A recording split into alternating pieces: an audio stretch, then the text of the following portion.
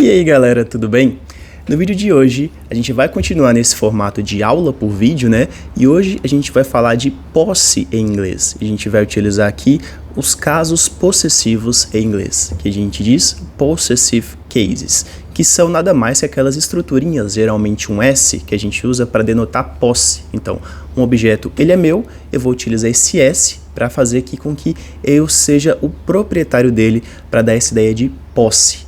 Então, se você gostou do tema do vídeo, já deixa seu like aqui, compartilha com seus amigos que querem aprender inglês, aproveita bastante essa série de vídeos em formato de aula, te ajuda bastante com essa questão de estruturas gramaticais do inglês que geram dúvida na maioria dos estudantes. Então, deixa seu like, compartilha, e se você quiser de fato aprender inglês nesse ano de 2024, com um método que vai te levar do absoluto zero até o avançado, com aulões de professores, com feedbacks, grupo de alunos e muito mais, clica aqui na descrição do vídeo para você conhecer o método RRSLG do Pedro Galvão.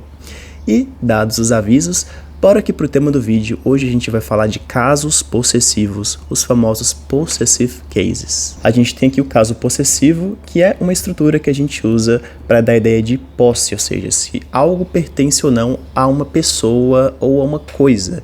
Então, a estrutura aqui dos possessive cases tem como principal função dar essa ideia de posse. E essa estrutura é, na verdade, bem simples, tá, pessoal? Basicamente, o que eu vou fazer aqui é adicionar um apóstrofo S no final de um substantivo. Vão ter situações e situações, tá? A gente vai ver aqui cada uma dessas situações no vídeo de hoje, mas basicamente, a grosso modo, eu vou adicionar esse S no final do substantivo, demarcando aqui que algo pertence a alguém ou a alguma coisa, tá? Então, como que eu vou formar aqui o caso possessivo? Como que eu vou construir aqui essa estrutura para dar a ideia de posse? Pessoal, falando aqui de forma simples, para substantivos simples, a única coisa que a gente vai fazer aqui é adicionar o apóstrofo S para indicar a posse. Então, se eu digo aqui John's book, eu digo que é o livro de John.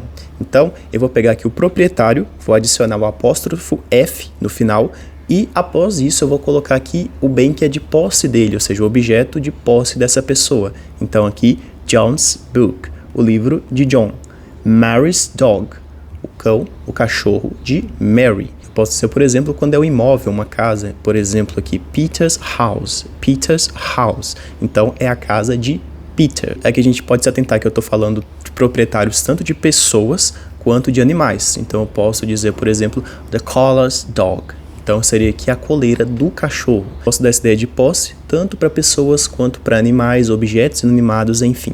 Eu posso utilizar para todos os casos aqui, só lembra disso. Proprietário, apóstrofo S e o objeto de posse.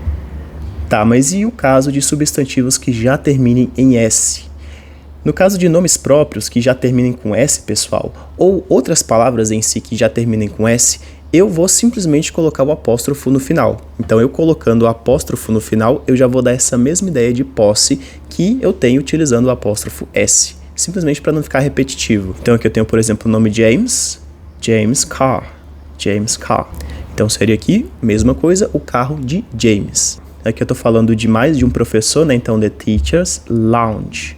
The teacher's lounge. Seria aqui a sala dos professores. Percebe aqui que teacher já está pluralizado. Como essa palavra está pluralizada, não tem por que eu colocar um S depois disso. Então, eu só vou colocar o apóstrofo depois desse S que já marca plural. Então, aqui, a minha ideia de posse, né? A minha estrutura de posse, ela já está criada, ela já está completa. Falando um pouquinho mais disso, né, pessoal, de substantivos aqui pluralizados que terminam em S, lembrando que nem todos os substantivos em inglês, quando plurais, vão terminar em S, tá? Existem casos e casos, e eu posso fazer um vídeo aqui sobre isso, né? Sobre como formar o plural em inglês, mas aqui a gente tem the girls' dresses, the girls' dresses.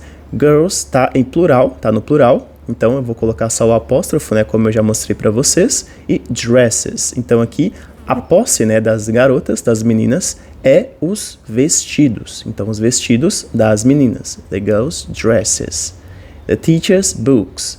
Aqui novamente eu tenho a minha posse também pluralizada, como o proprietário ele está pluralizado aqui, eu vou adicionar o apóstrofo sem precisar adicionar o S novamente. Então, the teacher's books. A gente tem também outra situação, galera, que são substantivos plurais que não terminam em S, que são muitos na verdade.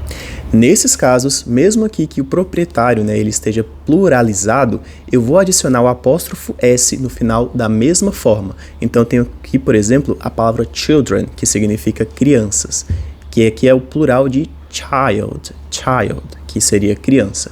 Então, para eu utilizar aqui os brinquedos das crianças, eu vou utilizar the children's toys.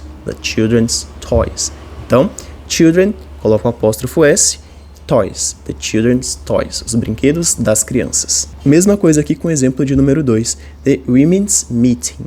Então seria aqui a reunião das mulheres, the women's meeting. Algumas exceções aqui, situações curiosas que a gente pode ter com o apóstrofo S. Nomes próprios e possessivos. Então aqui, para alguns nomes próprios, né, como nomes de cidades, a forma de possessivo ela pode variar em determinadas circunstâncias. A gente tem aqui Jesus' teachings, que seria aqui os ensinamentos de Jesus. Então aqui a gente vai ter só o apóstrofo para dar essa ideia aqui de plural, e New York's attractions, as atrações de Nova York. Possessivos para situações de objetos e coisas. Então a gente pode usar aqui o possessive case também para objetos que são parte de outros objetos ou de outras coisas maiores. Então aqui, por exemplo, eu tenho the car's engine. The car's engine seria o motor do carro.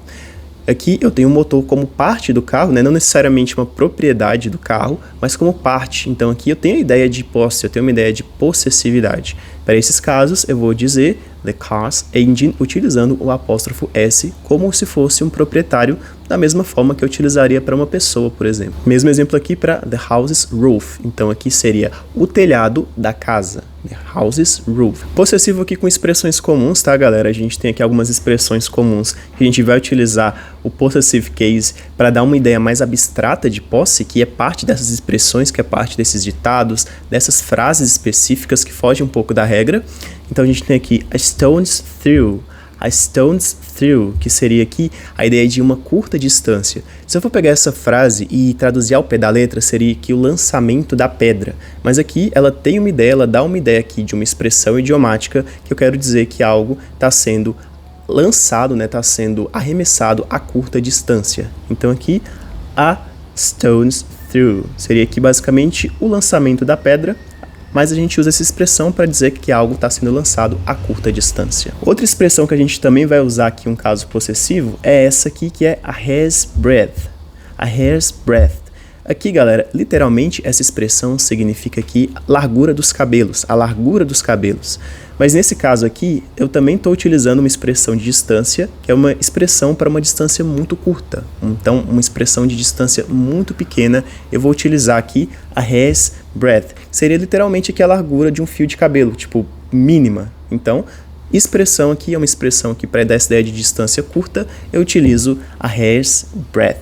Então foi isso, galera. Essa foi aqui uma aula curtinha para falar sobre a ideia de possessive case. Existem outras formas em inglês para a gente falar de possessividade, tá? Existem os adjetivos possessivos, que a gente já falou aqui no canal, e os pronomes possessivos, que a gente também já falou aqui no canal. Vou deixar aqui o link na descrição do vídeo. E a gente também já falou de outros temas relacionados a essa ideia de possessividade, que você vai ver também aqui no canal. Galera, esse foi o vídeo de hoje, essa foi a aula de hoje. Espero que vocês tenham gostado e eu vejo vocês no próximo vídeo.